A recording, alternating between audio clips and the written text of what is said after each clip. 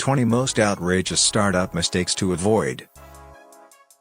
According to Forbes, 90% of all startups fail. Many businesses fail to make a profit within the first 2 years, and business owners are forced to shut down and go back to their day jobs. If you are going to start a business of your own, you need to be prepared for obstacles that will be in your way.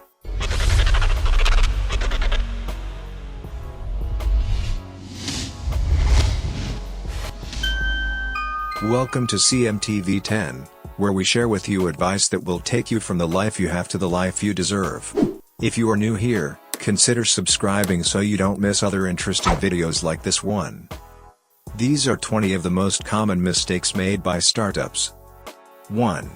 Not knowing who your customer is. Far too many companies make the mistake of trying to build a company that everyone will want to use.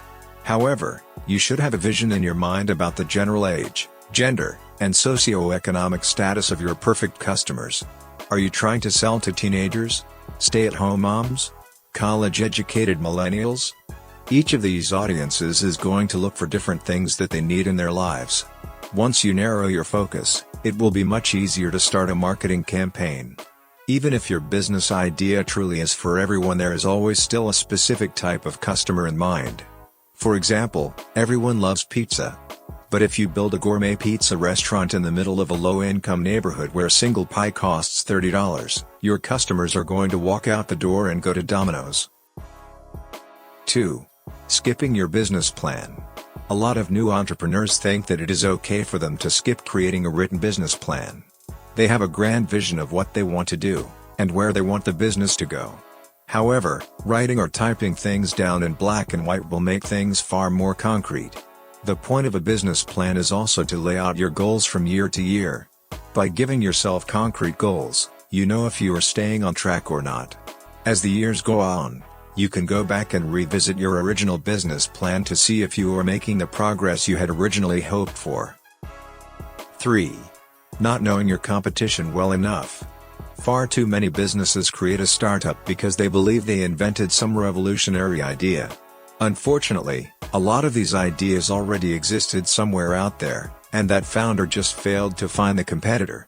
It's very possible someone else out there is already 5 years ahead of you in the process.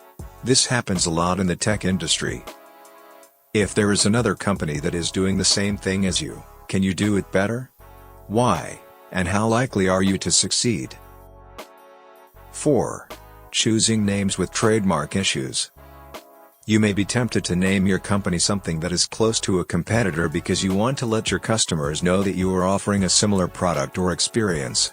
Before you even think about doing this, pump the brakes.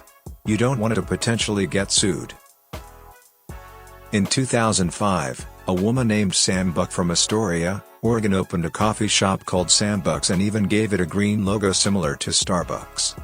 The nearest Starbucks was over 100 miles away. So people in her small town loved going to Sam's coffee shop to have a similar experience. You would think that a huge corporation like Starbucks wouldn't have the time to worry about a small coffee shop in Oregon, but they actually did sue her. If she had just named it Sam's Cafe, she could have avoided the lawsuit. Small business owners aren't the only ones who make these kinds of mistakes. In 2017, Costco was sued for selling Tiffany engagement rings. Since Costco partners with big-name brands like Adidas, thousands of customers assumed that these were genuine Tiffany & Co. rings. Now, Costco owes Tiffany & Co. $19 million. 5. Choosing the wrong location. Finding the right location can make or break your business. If your store is in the back of a rundown strip mall, you may never see any customers walking through your door.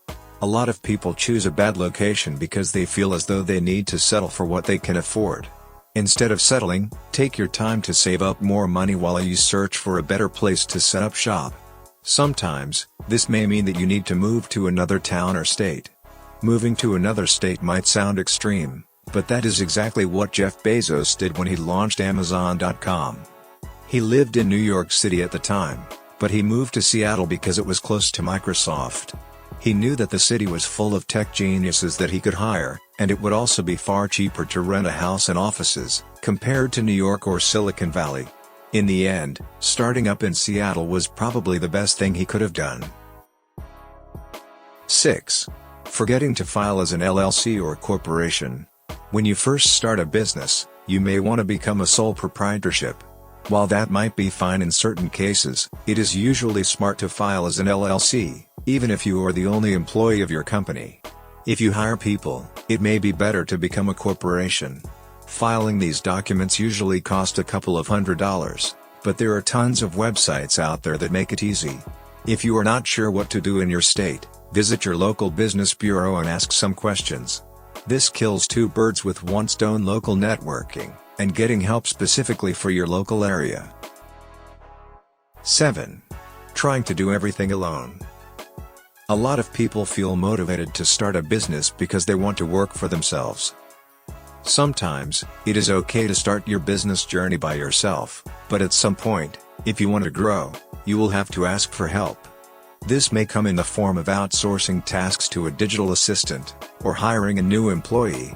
If the struggle is balancing your personal life with your business, you might need to ask your family and friends to help babysit the kids or hire a housekeeper.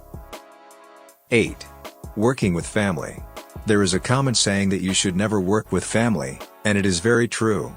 This rule also applies to romantic partners. Even if you get along with your family members really well, the business might strain your personal relationship. It also makes it nearly impossible to divide family time from work time. It is extremely important for someone's mental health to have a personal life outside of work so that they can focus on what is truly important. Sometimes, you will also partner with a family member simply because you love them, or you are trying to help them get through a tough financial situation. Ask yourself if your family member is truly the best person to go into business with. If the only reason you are choosing them is that they are related to you, that is a huge red flag. Once you get your answer, try to move forward appropriately. Gently tell your loved one that you value your relationship with them too much to put it in jeopardy. 9. Hiring the wrong people. Similar to working with family, hiring friends or acquaintances is a bad move. Or, maybe you are in a hurry, and you feel like you are desperate to employ anyone who is willing to work for you. No matter how small your company is, you still need to ask yourself what qualities you are looking for in the perfect employee. Sometimes, this requires being really self-aware. Do you work better if you are alone? Or do you need someone who is talkative, and willing to bounce ideas off of one another? Once you have a list of those ideal qualities in mind, come up with a series of interview questions that will help you make your decision. Don't forget to run a background check. 10. Pushing a product that is not ready for market. If you have invented a new product, you may be really excited to start selling it right away. And this would be understandable, considering how much money it costs to pay for the whole process. However, the most successful product launches take tons of planning. Usually, there is a stage of sending sample products out to testers and getting their honest feedback. You also need to make sure your product is not cheaply made, and won't fall apart or malfunction within a month. Then, of course, you need to make sure you include proper warning labels for potential choking hazards. If your product is not ready for market, this could lead to returns, and possibly even lawsuits. 11. Not staying organized. If you are terrible at organizing and cleaning in your personal life, you really need to make a change. The organization is essential for the sake of keeping your business alive. Whether it's keeping your supply closet fully stocked, or promptly replying to the emails in your inbox, the organization can make or break your success. Even if you think that you don't mind, your subconscious truly does. Maybe you claim to enjoy a bit of a mess, but it actually makes it a lot more difficult to focus on your work. Once your office space is clean and organized, you will be shocked at how much more work you can get done in a single day. 12. Falling behind on new technology. When you start a business, you might find out that your competitors are paying for new tech to help them propel into the future. This may come in the form of having an iPad to help with orders at the checkout counter or having an app. You might think that you can make it by without paying for all of this tech, but there will eventually reach a point where you are so old school, customers will choose to go elsewhere. Think about Blockbuster. All the way back in the year 2000, they had the opportunity to buy Netflix, but they believed their customers would always be loyal. Today, Only 2 Blockbuster stores still exist in the United States. 13. Focusing too much on the competition. Throughout this list, we have mentioned doing research on your competitors. While it is important to do this research in the very beginning, you will reach a point where you need to stop and focus on your own business. It is important to be aware of what's going on around you. But if you are completely obsessed with it, and you are always trying to one-up your competition, that will hold you back from focusing on your unique identity. 14. Forgetting to grow. Some business owners are hyper-focused on maintaining the status quo. Once they find something that works for them, they might forget to grow. A business cannot become more successful if things stay the same. In fact, if you refuse to improve as time goes on, it might mean that you start to lose money. People are fickle with their loyalty in a company, even if they have been around for decades. A great example of a company that forgot to grow is Sears. They had a formula that worked so well for them, they believed their customers would be loyal forever. They refused to move to online sales, and pretty much stayed the same. Now, they have declared bankruptcy, and they are closing all of their stores. 15. Marketing in the wrong places. If you do your research on marketing, you are probably getting a lot of conflicting advice. For example, some people swear by Facebook ads, while others say they are a total waste of money. This is because the marketing needs to be tailored to your particular audience.